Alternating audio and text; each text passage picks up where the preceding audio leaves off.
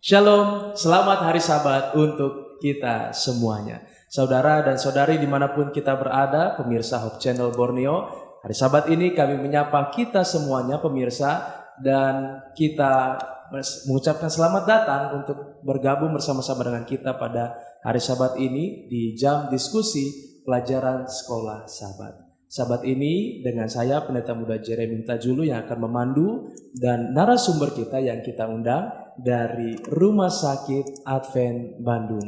Sebagai Kepala Bidang Kerohanian, Bapak Pendeta David Panjaitan. Selamat hari Sabat Pak Pendeta. Selamat hari Sabat Jeremy dan pemirsa dimanapun Anda berada. Terima kasih Pak Pendeta untuk kesediaannya kita boleh sama-sama berdiskusi pada hari Sabat ini. Sabat ini kita akan masuk dalam pelajaran ke-12, pekan ke-12 dalam triwulan kita yang kedua ini. Sebelum kita memulaikannya, kami mengundang kita semua untuk bersatu di dalam doa. Mari kita berdoa. Ya Tuhan Allah kami dalam kerajaan sorga, hari Sabat ini kami rindu untuk memulaikan jam diskusi sekolah Sabat kami. Kiranya Roh Kudus Tuhan menyertai kami, membuka hati dan pikiran kami untuk mempelajari pekabaran-pekabaran yang Tuhan berikan bagi kami. Inilah doapan kami Tuhan, kiranya tuntunan Tuhan menjadi bagian kami. Dalam nama Yesus Kristus kami berdoa. Amin. Baik pemirsa dimanapun kita berada, kami kembali mengundang kita semua untuk mengambil Alkitab kita dan buku sekolah Sabat kita untuk kita boleh mempelajari pelajaran ini bersama-sama. Pelajaran ke-12 dengan judul Yusuf, Pangeran Mesir. Ayat hafalannya diambil dalam Kejadian 41, ayat 41 yang berbunyi demikian. Selanjutnya, Firaun berkata kepada Yusuf, "Dengan ini aku melantik engkau menjadi kuasa atas seluruh tanah Mesir." Dalam kisah kehidupan Yusuf, kelanjutan dari kisahnya yang sebelumnya, di mana ia pernah dicelakakan oleh saudara-saudaranya, bahkan ia dijual kepada khalifah-khalifah daripada keturunan Ismail, dan akhirnya Yusuf tiba di Mesir. Ia dijual sebagai budak dan pada saat di tanah Mesir kisahnya berlanjut hingga sampai ia boleh bertemu dengan Firaun, raja di Mesir, ketika ingin menafsirkan mimpi daripada Raja Firaun. Dan kisahnya berlanjut bahwa Yusuf akan diangkat menjadi penguasa di tanah Mesir dan ia akan bertemu dengan saudaranya, bukan hanya dengan saudaranya, dengan ayahnya, dan mereka akan pindah ke tanah Mesir. Demikianlah sebagai pendahuluan kita dalam pelajaran sekolah Sabat kita, dan kita masuk untuk pelajaran kita yang berikutnya, bagaimana Yusuf dalam cerita di sekolah Sabat kita dikatakan ia akan berkuasa. Sebagai satu pertanyaan permulaan Pak Pendeta, mengapa Yusuf bisa sampai diangkat oleh Firaun sebagai penguasa di tanah Mesir? Silakan Pak Pendeta. Baik, terima kasih Jeremy dan juga pemirsa Hope Channel Borneo dimanapun Anda berada. Ini pertanyaan yang umum sebetulnya. Apa sih kriteria atau kualitas dari Yusuf sehingga dia bisa dipilih oleh Firaun untuk menjadi pemimpin? Yang pasti Yusuf itu mempunyai kelebihan daripada orang-orang yang ada di sana. Itu yang pasti. Kenapa? Karena untuk menjadi pemimpin itu paling tidak ada satu kelebihan dan keunggulan yang diperlukan sesuai dengan saat itu, dan itu ada di pelajaran sekolah Sabat kita di pelajaran hari Minggu. Dikatakan demikian di alinea yang kedua itu setelah tulisan ditebalkan, Kejadian 41 ayat 37 sampai 57, dikatakan demikian. Firaun memilih Yusuf untuk berkuasa bukan karena dia telah menafsirkan mimpinya dengan benar dan mengungkapkan masalah yang akan datang di negeri itu. Kenapa Firaun tidak memilih itu? Karena kalau kita mundur ke belakang, ingat pengalaman Musa pada waktu Musa menghadap Firaun minta izin untuk keluar membawa bangsa Israel. Lalu Musa membuat satu tanda keheranan, yaitu tongkat dari Musa itu bisa berubah menjadi ular. Lalu ahli-ahli jampi orang Mesir juga bisa melakukan hal yang sama. Oke, kalau kita maju ke dalam buku Daniel, ya, pada waktu Nebukadnezar bermimpi, lalu ahli orang-orang pintar di sana juga coba untuk mengartikan mimpi daripada Nebukadnezar, tapi tidak bisa. Nah, kenapa Fir'aun tidak terlalu tertarik dengan Yusuf pada waktu Yusuf telah mengartikan mimpi? Karena orang lain bisa. Orang lain bisa. Nah ini, dan mengungkapkan masalah yang akan datang di negeri itu. Tetapi karena dia memiliki solusi untuk masalah itu. Karena usulnya dipandang baik. Jadi kenapa Yusuf dipilih menjadi pemimpin di Mesir? Karena dia punya kelebihan.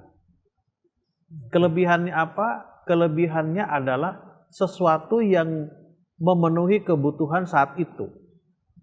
Nah, apakah kebutuhan saat itu yang dilihat oleh Fir'aun? Yang dilihat oleh Firaun adalah bukan arti daripada mimpi, bukan mimpinya itu, tetapi yang paling penting untuk Firaun adalah solusi apa yang bisa dilakukan, yang harus dilakukan oleh pemerintahan Mesir saat itu. Saya lanjutkan ya. Ya, Pak Pendeta, silakan. Pendapat yang juga dimiliki oleh para hamba Firaun. Pilihan Firaun tampaknya lebih pragmatis daripada religius. Namun Fir'aun menyadari bahwa kehadiran roh Allah ada di dalam diri Yusuf yang dikualifikasikan sebagai berakal budi dan bijaksana. Ungkapan yang mencirikan kebijaksanaan yang Tuhan berikan. Artinya, pendapat Firaun itu juga sama dengan pendapat pegawai-pegawai Firaun. Oh, ini orang yang bisa memberikan solusi. Lalu poin yang berikutnya adalah bahwa dia adalah seorang yang sangat bijaksana, bukti bahwa roh Allah ada di tengah-tengah Yusuf.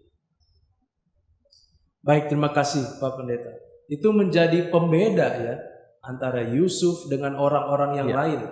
Sehingga Firaun memilih untuk mengangkat Yusuf.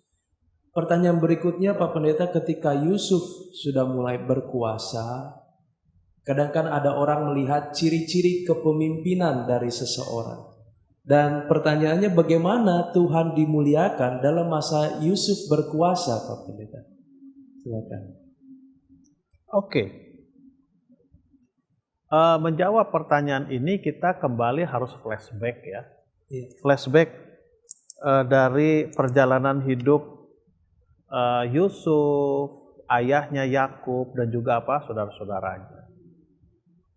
Secara segaris besar, saudara-saudara Yusuf pada waktu ayahnya Yakub memperlakukan Yusuf secara istimewa, ada kecemburuan di hati daripada siapa?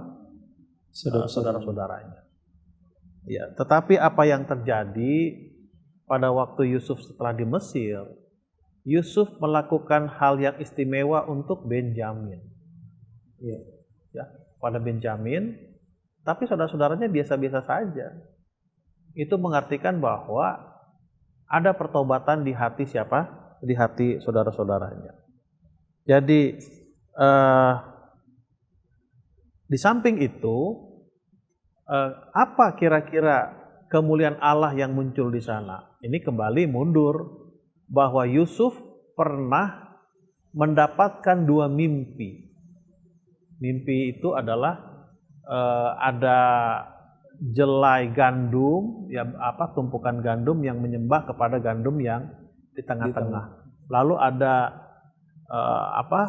bulan bintang begitu, lalu itu juga menyembah ke yang di tengah. Itu Yusuf pernah sampaikan kepada saudara-saudaranya. Dan apa yang Yusuf sampaikan itu terjadi sekarang. ya bahwa saudara-saudaranya itu datang ke Mesir menyembah kepada siapa? Kepada Yusuf. Jadi poin apakah yang kita bisa dapatkan di sana bahwa Allah itu dimuliakan? Sebenarnya sederhana saja. Apa yang Allah katakan itu pasti akan digenapi. Ya, apa yang Allah katakan, apa yang Allah nubuatkan itu pasti akan digenapi. Nah, sekarang yang menjadi pertanyaan penting adalah, atau situasi yang sering terjadi adalah, kita sering mencoba mengkalkulasikan kapan rencana Tuhan itu akan digenapi. Di situ yang menjadi persoalan. Sehingga pada waktu kalkulasi kita itu tidak sesuai dengan rencana Tuhan atau tidak terjadi, maka kita sering mempersalahkan siapa? Mempersalahkan Tuhan. Jadi pertanyaannya adalah, kira-kira apakah tadi ya pertanyaan Jeremy yang sampaikan, kira-kira apakah yang bisa kita ambil dari situ tentang kemuliaan Allah? Apa yang Allah pernah sampaikan kepada Yusuf itu benar terjadi? Terima kasih Pak Pendeta untuk tanggapannya. Di kisah berikutnya kita melihat bagaimana saudara-saudaranya Yusuf tadi Pak Pendeta sampaikan untuk datang ke Mesir karena mereka sudah kehabisan makanan. Mereka butuh stok, ada 7 tahun kelaparan yang sedang terjadi. Ketika mereka ketemu dengan Yusuf di pelajaran sekolah sahabat kita disampaikan ada satu sifat pemeliharaan yang Tuhan munculkan ketika pertemuan ini berlangsung. Ada 2 karakteristik dikatakan Pak Pendeta. Kira-kira apa saja yang kita bisa dapatkan dari hal itu? Silakan Pak Pendeta. Baik, itu bisa kita lihat di alinea yang bawah ya. Bagaimana Allah memelihara Yusuf pada waktu dia dimasukkan ke dalam sumur, pada waktu dia dijual ke Mesir, lalu pada waktu dia di dalam penjara, bagaimana Tuhan selalu menemani dia. Ya, pada waktu dia tinggal di rumah Potifar juga, bagaimana dia bisa lolos dari jebakan istri Potifar, itu mengartikan bahwa Allah selalu menyertai siapa? Menyertai Yusuf. Jadi kalau ditanya kira-kira kemuliaan Allah apa yang muncul dari pelajaran itu, yang pertama tadi, bahwa apa yang Tuhan katakan itu pasti akan digenapi, lalu yang berikutnya bahwa Tuhan selalu mendampingi Yusuf, orang yang setia, tidak akan pernah ditinggalkan. Baik, terima kasih Pak Pendeta. Itu menjadi penguatan buat kita, sahabat-sahabat, umat-umat Tuhan yang sedang menyaksikan dari pelajaran-pelajaran yang bisa kita dapatkan di kisah Yusuf ini. Kisah ini berlanjut ketika saudara-saudaranya Yusuf akan pulang dan diminta untuk membawa kembali adik bungsunya yaitu Benjamin. Dan ketika Benjamin akan berangkat kembali nanti pulang, ketika bertemu dengan saudara-saudaranya sudah berangkat kembali pulang, ada satu hal yang dibuat oleh Yusuf yaitu menaruh piala perak di dalam kantung ataupun karung yang dibawa oleh Benjamin. Apakah tujuan dari Yusuf ketika dia mau membuat hal itu, Pak Pendeta? Kenapa Yusuf sampai membuat hal itu? Baik, sebelum saya merespon itu ada tertinggal sedikit dari keterangan yang pertama, bahwa pada waktu Yusuf akan menjadi pemimpin itu tidak mulus sebetulnya ya, tidak mulus. Banyak ada sekelompok orang yang memang tidak mengharapkan Yusuf menjadi pemimpin. Tetapi akhirnya Yusuflah yang dipilih oleh Firaun untuk menjadi apa? Menjadi pemimpin. Jadi perjalanan Yusuf untuk menjadi pemimpin itu juga ditemani, didampingi oleh siapa? Oleh Allah sendiri. Baik, masuk kepada pelajaran yang berikutnya atau pertanyaan yang berikutnya yang disampaikan oleh Jeremy adalah, apa tujuannya, kan itu tadi ya, apa tujuannya Yusuf melakukan hal itu, meletakkan piala atau memanggil Benjamin dan juga meletakkan piala di karung gandum yang dibawa oleh siapa? Oleh Benjamin. Kira-kira seperti itu kan situasi yang terjadinya. Iya, betul. Baik, jadi Setelah Yusuf memanggil Benyamin, alur cerita itu berubah. Yang tadinya pusat perhatian pelajaran kita adalah saudara-saudara Yusuf, tapi sekarang berubah, ya saudara-saudara Yusuf atau saudara-saudara Benyamin, sekarang beralih kepada fokus yaitu Benyamin. Kita bisa baca di sini di alinea yang berikutnya setelah Kejadian 3. Kehadiran Benyamin mendominasi peristiwa tersebut. Ketika semua saudara berdiri di hadapan Yusuf, Benyamin adalah satu-satunya orang yang dilihat Yusuf. Jadi pusat perhatian mata Yusuf itu kepada siapa? Kepada Benyamin. Saya bisa bayangkan bahwa mereka semua berdiri di hadapan Yusuf ya dengan terbungkuk dengan rasa takut. Tapi mata daripada Yusuf itu tertuju kepada siapa? Kepada Benyamin. Lalu Yusuf menyebut Benyamin itu dengan sebutan anak. Ya, dengan sebutan anak. Ini disebutkan. Meskipun nama Benyamin dipanggil, semua saudara lainnya tidak disebutkan. Mereka hanya disebut sebagai orang-orang ini. Jadi dari sana bisa kita lihat bahwa Yusuf itu memperlakukan Benyamin dengan istimewa. Sebagaimana Yakub juga melakukan hal yang sama kepada Yusuf waktu mereka tinggal di kampung halaman mereka. Nah, lalu apa yang terjadi?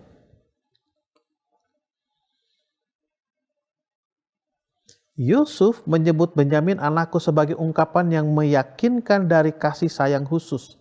Lihat perlakuan spesial. Lalu apa yang terjadi? Saya loncat saja langsung. Oke, saya langsung loncat kepada Alfa dan Omega jilid 1. Ya, apa tujuannya apa? Yusuf lakukan itu kan kira-kira seperti itu. Iya.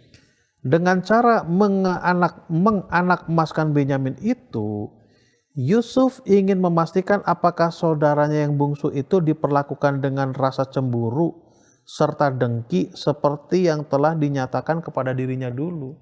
Tadi saya di awal sudah ungkapkan ya, bahwa perlakuan Yusuf kepada Benyamin, menganak emaskan Benyamin, itu sebagai salah satu ujian lah ya, apakah saudara-saudaranya sudah berubah atau tidak, kira-kira seperti itu.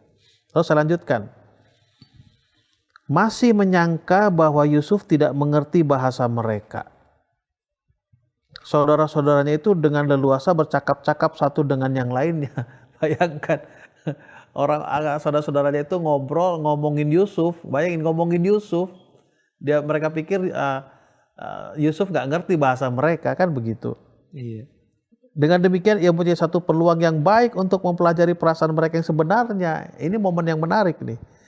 Yusuf masih ingin menguji mereka lebih jauh lagi. Dan sebelum mereka berangkat pulang, ia telah memerintahkan agar cawan minuman yang terbuat dari perak itu disembunyikan di dalam karung gandum anak bungsu itu. Jadi pertanyaan Jeremy tadi, apa tujuan Yusuf melakukan itu kepada Benyamin? Yusuf ingin menguji apakah saudara-saudaranya sudah bertobat atau belum. Oke. Apakah saudara-saudaranya masih memperlakukan atau bertingkah yang sama seperti yang dia rasakan pada waktu itu. Coba ujian pertama berhasil. Nah, sekarang masuk kepada ujian yang kedua, perintah Yusuf untuk meletakkan piala emasnya di karung gandum milik Benyamin. Baik, terima kasih Pak Pendeta.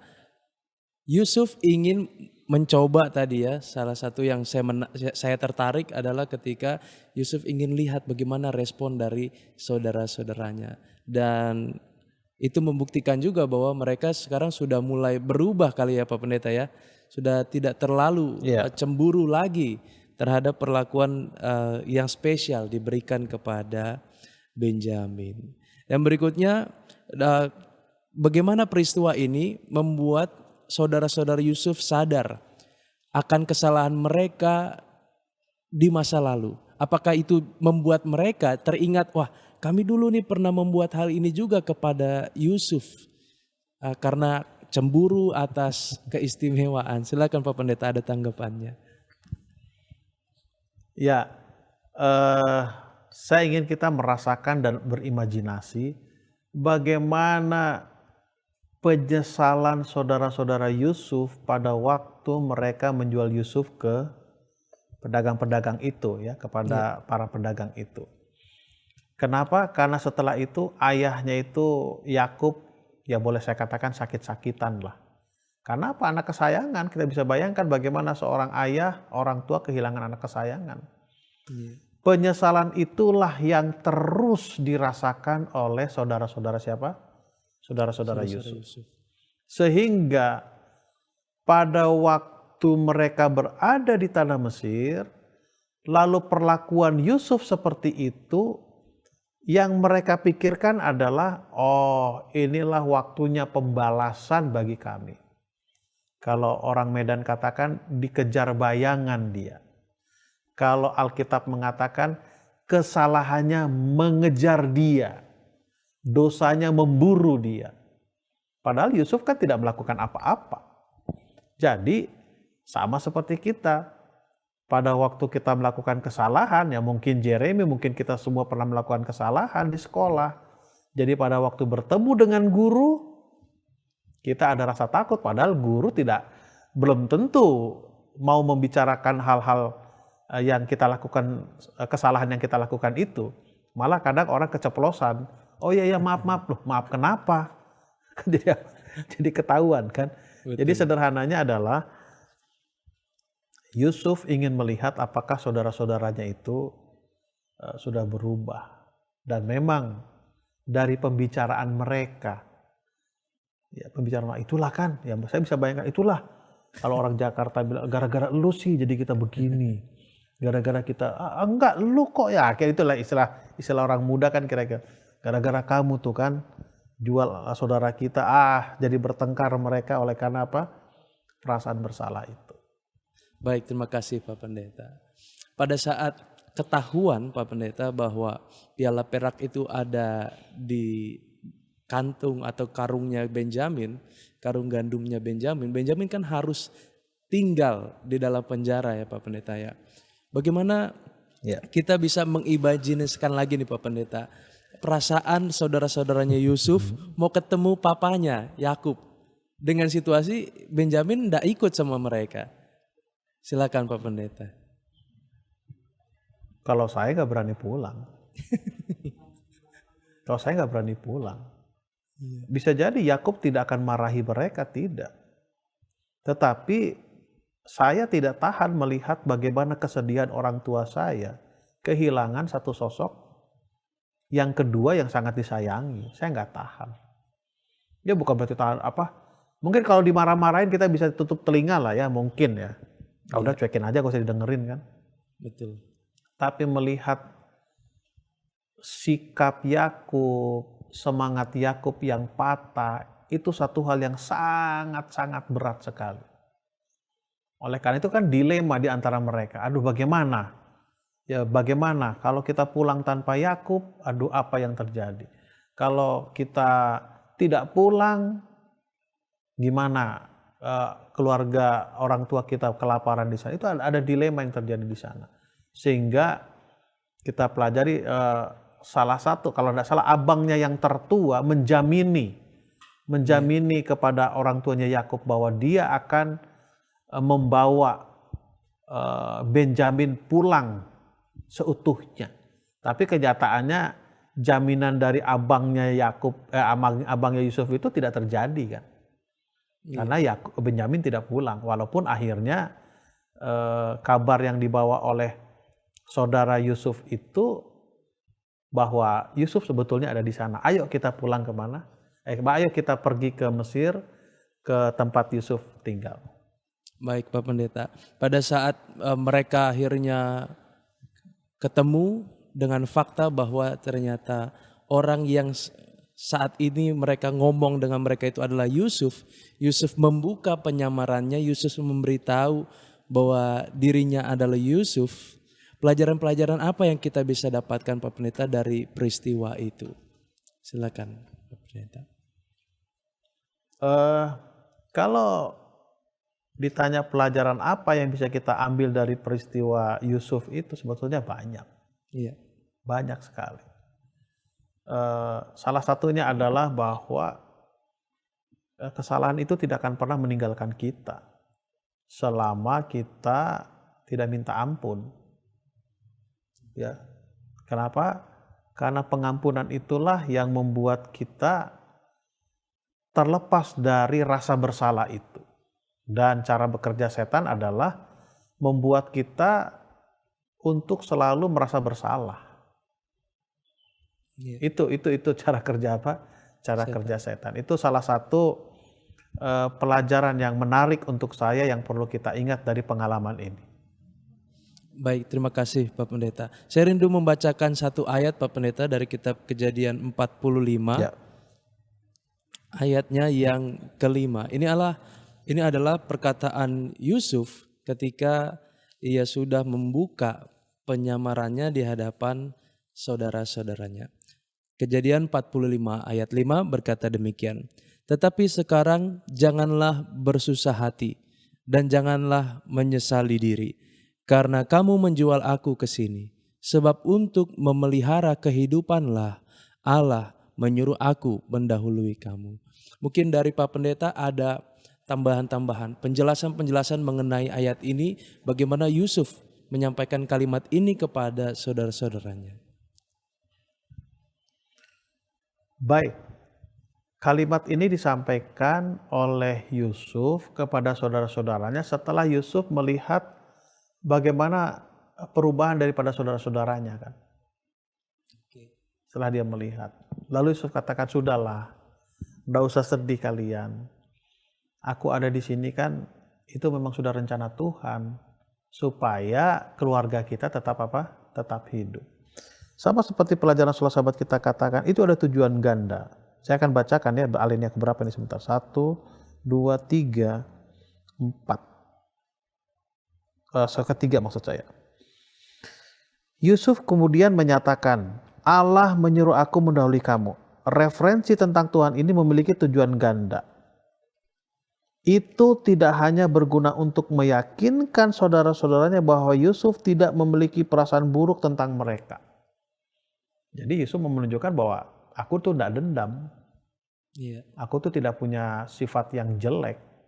Nah, lalu yang berikutnya, itu juga merupakan pengakuan iman yang mendalam dan ekspresi harapan karena apa yang mereka lakukan diperlukan untuk menjamin kelanjutan keturunan mereka dan memelihara apa?